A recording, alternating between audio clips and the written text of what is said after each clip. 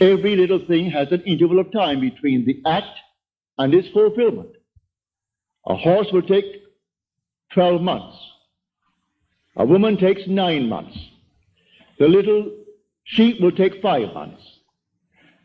A chicken will take 21 days.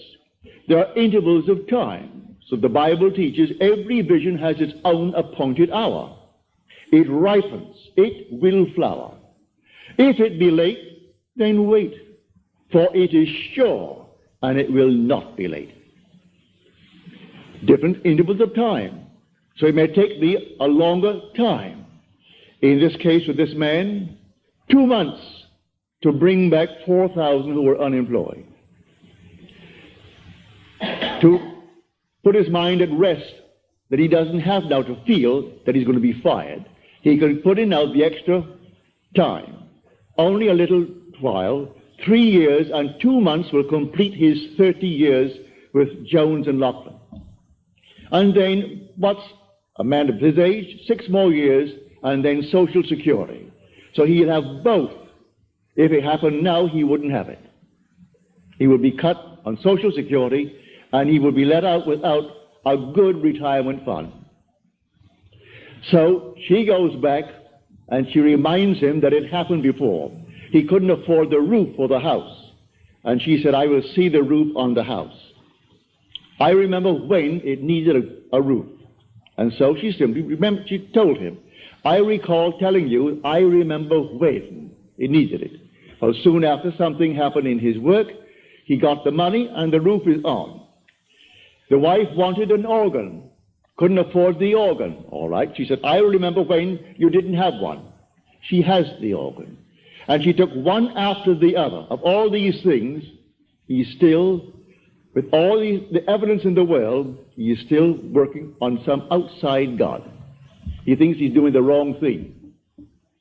He feels that if perchance that man is simply a devil incarnate, and he's taken me from my real God, which means something external to himself that he fashions out of his own mind and fashions with his hand, because all these little nonsenses that we buy and stick them up as holy objects, first of all, no artist really ever designed them. It's an offense to speak of an artist when you see these horrible monstrosities that we buy and stick around the place and call them religious objects. So, find who he is. He is the living God. He is not a dead God. So I tell you that all that you behold, though it appears without, it is within, in your own wonderful human imagination, of which this world of mortality is but a shadow. All things exist in the human imagination, and everything you see as an objective reality was produced by imagining. Think of one thing, just think of one thing that would simply deny it. You can't think of one thing. So you go to the moon. You first had to imagine it. Had to imagine everything concerning the machine that took you to the moon. Everything in the world first has to be imagined and then executed. All right. The intelligence to do it will come, but you take the blueprint first and conceive it and dwell in it as though it were true. And no power on earth can stop it from becoming so. Your visions will clarify itself. At night, it's a different kind of a night. Your days are different. You see people differently.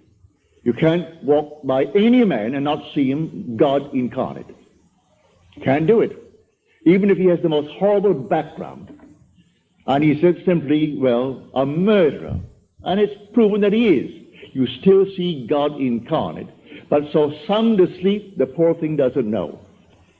If you can only just get to it and show him that he really is God incarnate.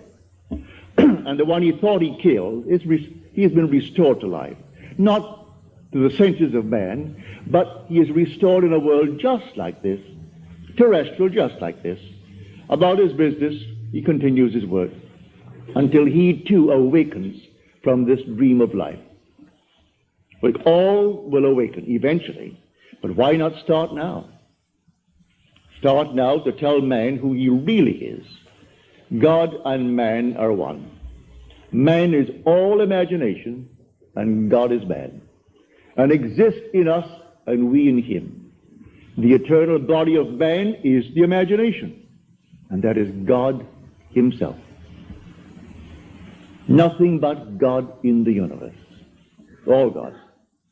And eventually, you and I will awake.